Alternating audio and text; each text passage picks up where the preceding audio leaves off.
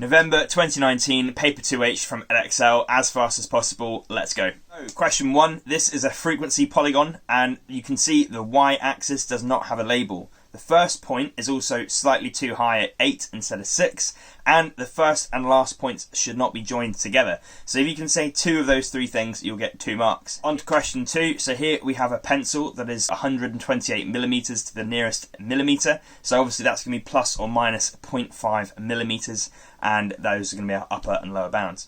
Here we have Tom and Adam and their 240 stamps. So we're initially told that the ratio is 3 to 7, so that's the first thing I'm going to write down. Tom then buys some stamps from Adam and the ratio changes to 3 to 5. So the first thing we do is we add 3 and 7 together to get 10, and then we divide 240 by 10 to get 24. We multiply 24 by 3 and 24 by 7 to figure out the distribution of the 240 stamps. We then repeat this process again for the ratio of 3 to 5. So we add 3 and 5 together and we get 8. 240 divided by 8 is 30. We then multiply 30 by 3 and 30 by 5, which gives us our new ratio, and then we can compare Tom's stamps before and after, or Adam's stamps before and after, and we'll see that the difference is 18, which means that Tom has bought 18 stamps from Adam. So here we need to figure out how many people want a sports bag. So we take the total number of people in the sample, which is 50, and do 17/50 times 700 to get 238. Then we need to assume that the sample is representative of the fitness club. Otherwise our answer could be higher or lower, but fundamentally it'd be wrong. We could also talk about how it's not biased. The sample can't be biased. Okay, here we have a graphs question. So if you're not sure which one's which, y equals x cubed is f and y equals 1 over x is d. If you're really not sure, use your calculator to figure out the values of y for x and write them down, and you'll see how they change with changes in x.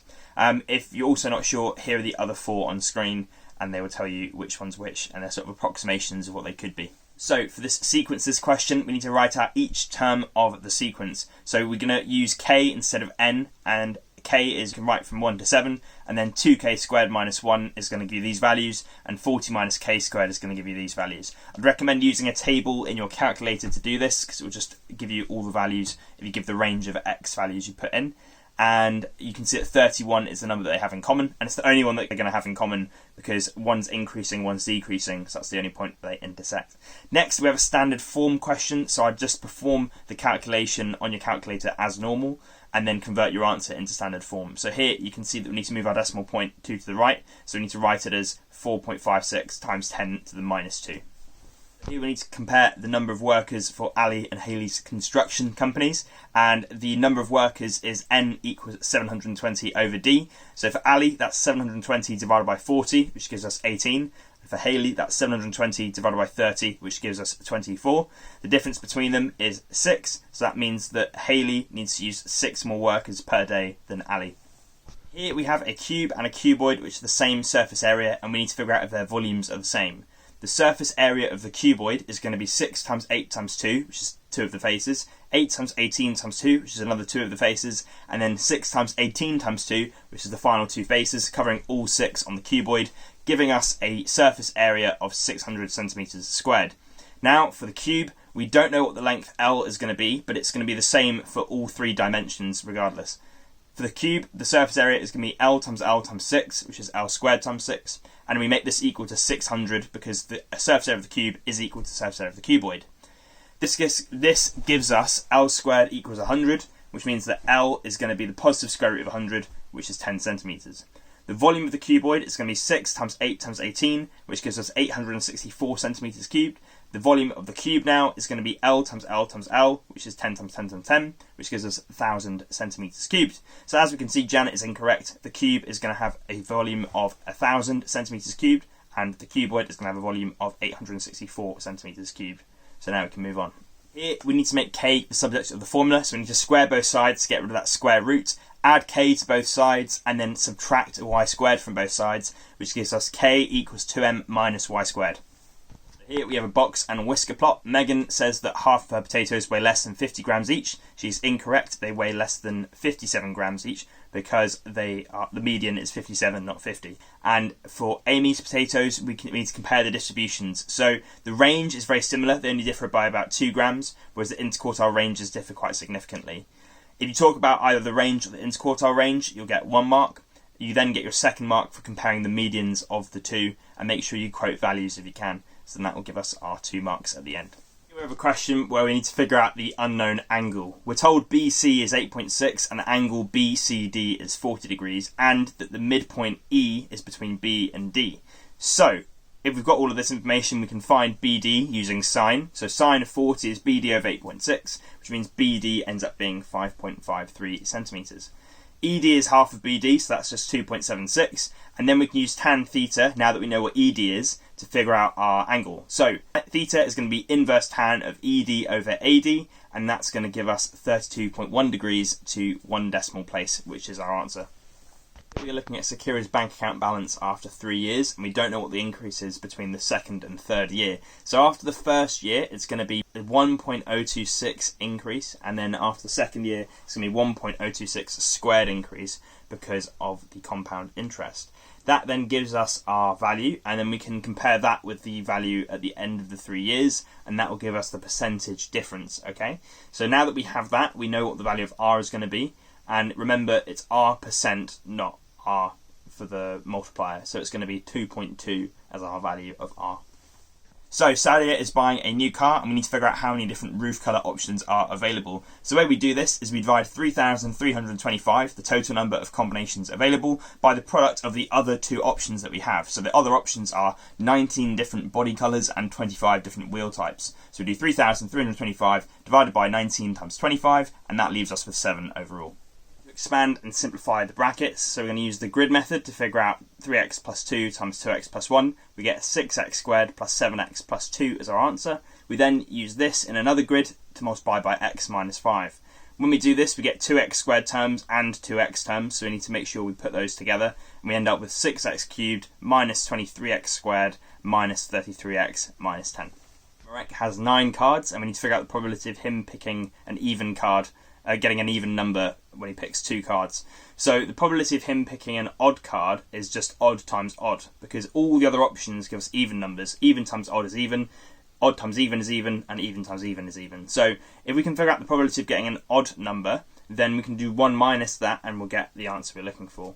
So there's 5 odd cards out of the 9 available, and if he were to pick 1 odd card from that, he'd have 4 left, and there'd only be 8 cards in total. So we multiply those 2 values together, and this probability tree helps lay it all out, but you get 5 9 times 4 eighths, and that's 20 over 72, and then we can do 1 minus that to get us 52 over 72, which is the same as 13 over 18, and that's our answer.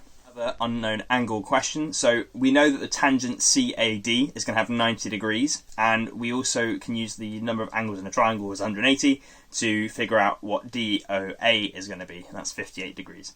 Next, we can use the angles in a straight line being 180 to find BOA, which is going to leave us with 122 degrees. And then this, the key bit, BO and OA are both radii of the circle, which means we end up with an isosceles triangle. So if we do 180 minus 122, we have the sum of the 2 angles. Divide that number by 2 and we get 29 degrees. And I'm going to use OAB here, because we can then use that to figure out the angles in a line of 180 degrees, minus 29, minus 90, and we end up with CAB, which is going to be 61 degrees. We have a histogram, and we need to figure out what 20% of the trees is going to be worth. So we need to figure out the area of all of the bars, and then that will give us 80% of the trees. So 2.5 times 1.2 is 3, 2.5 times 2 is 5, 5 times 2.8 is 14, and 12.5 times 0.8 is 10. That gives us the area of all of the bars that we have available, and that's going to be 80% of the trees.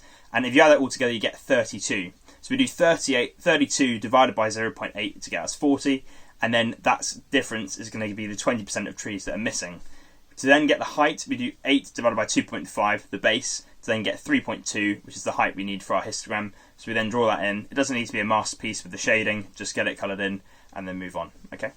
Here we need to find the volume of a hemisphere, and we're given the diameter, so we need to divide that by 2 to get the radius. And the volume of a sphere, we need to divide that by 2 as well, because we're finding a hemisphere, not the total sphere. So we get a half times a 4/3 pi times 4.2 cubed, and that gives us 155 centimetres cubed to 3 significant figures.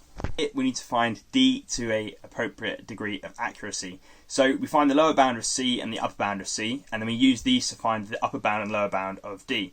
So we find that the lower bound of D is 159.66 and the upper bound of D is 164.12. As you can see, these both round to 160 at 2 significant figures, which means 160 is going to be our answer. Here we have a speed time graph, and we're trying to figure out how long it takes to get halfway in terms of distance. So we need to figure out the distance on the graph, so that's going to be the area underneath. So we use an area of a triangle to find the beginning and the end. At the beginning, it's a half times 30 times 12, which is 180 metres. At the end, it's a half times 20 times 12, which is 120 metres. And then in the middle, it's 50 times 12, which is 600 metres. And we add that all together and we get 900 metres. Halfway is going to be 450 metres. And we can see that's not going to be in that triangle at the beginning, it's going to be in the rectangle in the middle. So we take away 180, and that gives us 270. And then 270 over 600 is going to be what proportion of that distance we're going to be stopping. So 270 over 600 times 50 gives us 22.5. We then add that to the triangle at the beginning in terms of the time. So it's 30 plus 22.5, which is 52.5. We now need to compare the acceleration at the beginning and the end of the graph. You just need to say at the beginning it's positive and at the end it's negative. You could also talk about how steep it is, so at the end it decelerates quicker than it accelerates in the beginning, or something like that. Here we were looking at the number of rabbits on a farm, and it's currently March, and we need to figure out how many there's going to be in June. So we use our equation, and we start off with 200. Then in the following month we're going to have 1.2 times 200 minus 50, which gives us 190. And then we input that into our equation for the next one. And we do that, and we end up with 163.6. Now you can't have 0.6 of a rabbit or lose 0.4 of a rabbit, so you can either round up or round down. I rounded down to 163. And after a long period of time, there's going to be no rabbits left on the farm, or at the very least you can say there's going to be a decrease. So either of those will give you that final mark. Here we have a question about the area of a parallelogram. So we're going to do the base times the vertical height to find the area. In this case, it's going to give us a quadratic, so we do the grid method to figure this out. And we're going to end up with 2x minus 1 times minus x over 2 plus 5. This gives us a quadratic of minus x squared plus 10x plus a half x minus 5 is greater than 15, because we're told that in the question. Then we multiply everything by 2 to get rid of that half, and then we can put the x terms together and subtract 30 from both sides. And then the final step is to multiply everything by minus 1, and this will flip our greater than sign to a less than sign, and then we can move on to the next bit. So we need to find the possible values of x. I used the quadratic formula to do this, and that gave me 8 or 0 or 2.5. If you think about this on a graph, you kind of get a smiley face, and the points between 2.5 and 8 are going to be where it's below 0, and you can see that on this graph here. This means that our answer is going to be x is between 2.5 and 8. Here we have to perform a transformation on a square. We're told that there's a reflection in the line x equals minus 1, so we perform that reflection, and then we have our square when you think about how we can transform it to keep two of the points invariant. In my case, I thought about a 180 degrees rotation about the point minus 1, 2, so I just wrote that down and that was my answer. There are 3 other options for this, so check the mark scheme in case you want to figure those out and see if you got it right. We have it, the final question, so we need to figure out what L is in terms of y. So y equals minus 3 over 2x plus 8.5 when you rearrange everything. A is 0, 2, we're given that in the question. We know that B is the y-intercept of L, and that's just going to be 8.5 because we figured that out already. Now for M, we take the negative reciprocal of the gradient of L, and that will give us M. So that's going to be 2/3 x. We don't know the C value yet, so we just input O2, the value of A, into there, and we end up with our final equation for M. We know that C is the point where L and M intersect, so we make them equal to each other, and we figure out the value of x, which is 3. And the y value ends up being 4. So we have our point C, 3, 4, and that is where we can figure out the area of our triangle, because we write out everything on this graph, as you can see here, and we figure out the area. So the base is 6.5 and the height is 3, so you can do 6.5 times 3 and half that, and that will give you your answer. In my case, I found the area of half of those rectangles on either side to give me each of those smaller triangles, add them together, and you get 9.75 as our final answer. And that is November 2019 paper 2H done, 100%, 80 marks, grade 9, done. So thank you for watching. If you'd like to see more of this content, please do subscribe. It helps out the channel a lot. And let me know if there's any other exam papers you'd like to see done next. Leave a comment below and I'll give them a read. Alright, see you in the next one.